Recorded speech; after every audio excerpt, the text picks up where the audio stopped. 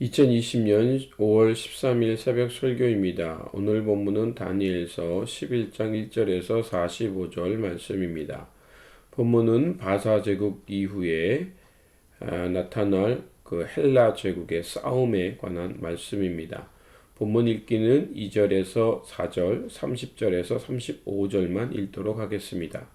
이제 내가 참된 것을 내게 보이라. 보라, 바사에서 또 새 왕들이 일어날 것이요 그 후에 넷째 그들보다 심히 부유한 것이며 그가 그 부유함으로 강하여진 후에 모든 사람을 충동하여 헬라 왕국을 칠 것이며 장차 한 능력 있는 왕이 일어나서 큰 권세로 다스리며 자기 마음대로 행하리라.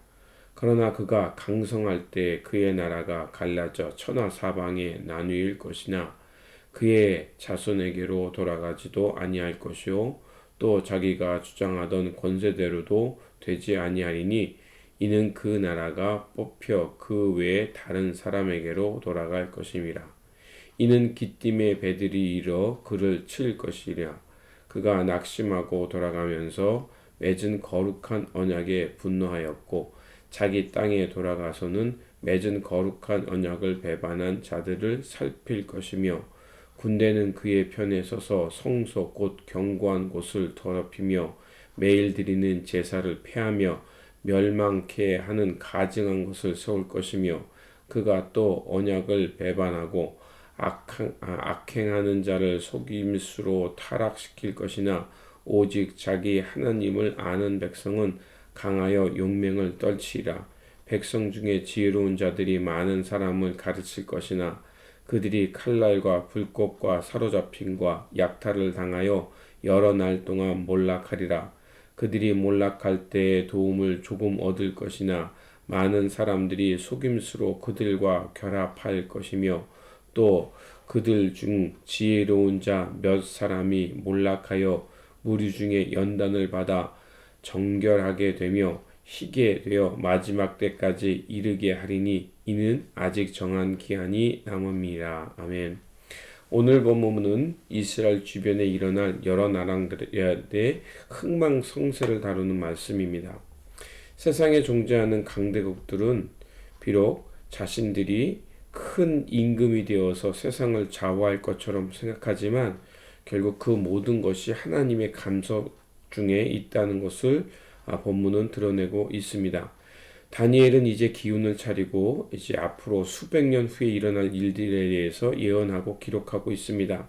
당시 강대국이었던 바사와 제국은 이제 헬라 제국에 의해서 멸망당합니다. 그리고 이제 이 바사 제국 후에 나타난 헬라 제국은 알렉산더에 의해서 큰 나라를 이루지만 결국 알렉산더 대왕이 죽은 후에 네 개의 왕국으로 나눠지게 됩니다. 그래서 그 왕국은 프톨레미 왕조와 셀리우코스 왕조, 리스마코스 왕조, 카산드로스 왕조입니다. 그래서 성경에서 다루고 있는 것은 프톨레미 왕조와 그 셀리우코스 왕조입니다. 그래서 남방은 남방은 프톨레미오스 왕조가 다스리게 되고 북방은 이제 셀리코스 왕조가 다스립니다. 그 거대 왕국은 이제 자신의 세력을 확장하기 위해서 결국 이스라엘 땅에서 200년에 걸쳐서 6번의 큰 전쟁을 치르게 됩니다. 그들은 자신들의 유익을 위해서 서로 연합을 하기도 하고요. 또 서로는 배반하게 하면서 거짓 평화를 약속하다가 큰 전쟁을 하게 됩니다. 그러다 이제 북방에 있던 셀루코스 왕조에 의해서 그 무기토 정투, 즉 아마겟돈 정투에서 결국 북방왕이 승리하면서 이스라엘 땅을 차지하게 됩니다. 그 이스라엘 땅을 차지할 때 그때 왕이 안티오코스 에피파네라는 별명을 가진 왕이었는데 이 아피파네스는 굉장히 악한 왕입니다. 그래서 8장에서 언급한 것처럼 그는 스스로 자기가 군대를 주둔하게 하고요. 그리고 하나님께 제사 드린다고 해서 그 예배하는 자들을 다 성전에서 학살합니다. 그리고 그 성전에다가 이제 제우스 신장을 세우게 해서 하나님을 섬기지 못하게 하죠. 예, 그렇게 하는 행위는 36절에서 이렇게 말하고 있습니다. 그 왕은 자기 마음대로 행하며 스스로 높여 모든 신보다 크다 하며 비상한 말로 신들의 신을 대적하며 형통하기를 분노하심이 그칠 때까지 하리니 이는 그가 작전된 일을 반드시 이룰 것임이라. 이 말씀은 뭐냐면 결국 자신을 하나님보다 높이면서 하나님을 거부하며 자신의 뜻을 이루어 간다는 것을 말합니다. 결국 하나님 없는 왕국은 그들의 힘을 키우면서 본문이 말하고 있는 대로 자신의 소견대로 행합니다. 그리고 그들만의 왕국, 그들의 유토피아를 세우지만 그러나 그것에 의해서 많은 백성들이 희생을 하게 되는 거죠. 하지만 성서는 또 역사는 우리에게 분명히 말하는 것은 그들이 그렇게 흥한 자기들의 왕국을 세우지만 결국 배신과 속임수 속에서 망하게 되고 자기의 소견대로 옳다고 여겼던 그것은 하나님의 심판대 앞에서 악인으로 찍히는 역사만 남게 된다는 것입니다. 그렇습니다. 하나님의 백성들은 어느 시대나 항상 하나님의 뜻을 분별하고 먼저 하나님의 거룩함을 향해 살아야 합니다. 이전이나 지금이나 역사 속에 큰 사건들이 일어납니다. 특별히 하나님 없는 사람들은 자신들의 승전고를 알리면서 자기의 마음대로 소견대로 행하면서 자신들이 옳다고 여깁니다. 그러나 역사는 우리에게 분명하게 말해주고 있습니다. 사람의 역사는 항상 영원하지 않다는 것입니다. 모든 제국이 나타나지만 또 다른 제국에 의해서 패망한다는 것입니다.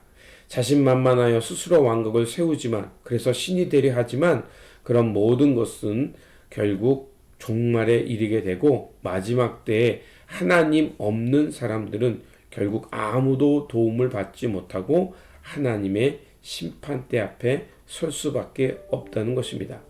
다니엘서가 기록하는 것은 바로 수백 년 후에 일어날 일을 미리 얘기하고 있습니다.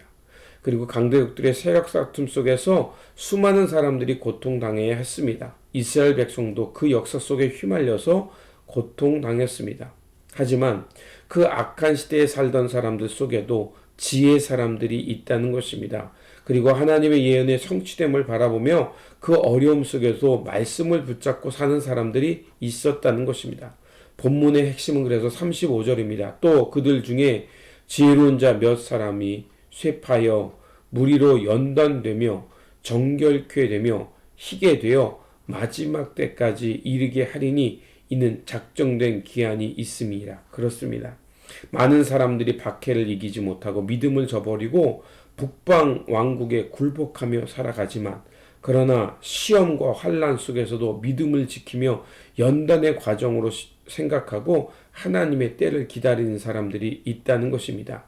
결국 지혜롭고 믿음의 사람이라는 것은 핍박과 죽음 속에서도 믿음을 포기하지 않는 사람들을 말하는 것입니다. 그렇습니다. 고난과 핍박 속에서 우리가 할 수 있는 것은 인내하며 믿음을 포기하지 않는 것입니다. 그리고 하나님의 때를 기다리는 것입니다. 우리가 환난과 핍박 속에서 이겨낼 수 있는 힘의 원천은 어디에 있을까요? 바로 하나님의 역사를 바라보는 것입니다. 오늘이란 시간 속에서 우리가 어려움을 만날 수 있습니다. 그리고 우리는 지금 인류가 겪어보지 못한 큰 어려움 중에 있습니다. 그러나 이 어려움 중에 우리가 붙잡아야 할 것은 무엇입니까?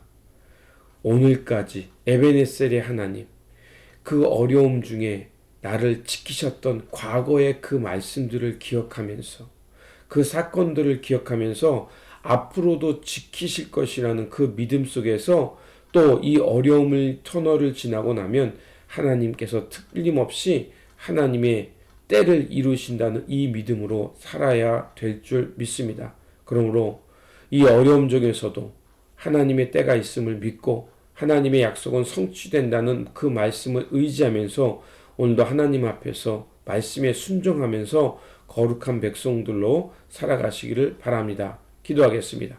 구원의 하나님, 다니엘의 환상을 통해서 미래를 알게 하신 것은 강대국의 여러 세력 속에서 이스라엘 백성들이 핍박과 고난이 있겠지만 그 고난의 시간을 통해서 정극 같은 믿음으로 나오라고 말씀하신 줄 믿습니다. 하나님, 오늘도 우리가 살아가는 이 삶 속에 어려움이 있고 또 핍박이 있습니다. 그러나 하나님의 나라의 완성이 있음을 알고 고난 속에서 끝까지 믿음을 지키면서 살아가는 거룩한 하나님의 백성들 되게 하여 주시옵소서. 세상의 요청대로 살지 말게 하시고 늘 주님의 말씀을 통해서 하나님의 뜻을 분별하며 그 뜻에 순종하며 살아가는 참된 인생 되게 하여 주시옵소서. 우리 구주 예수 그리스도의 이름으로 기도드립니다. 아멘.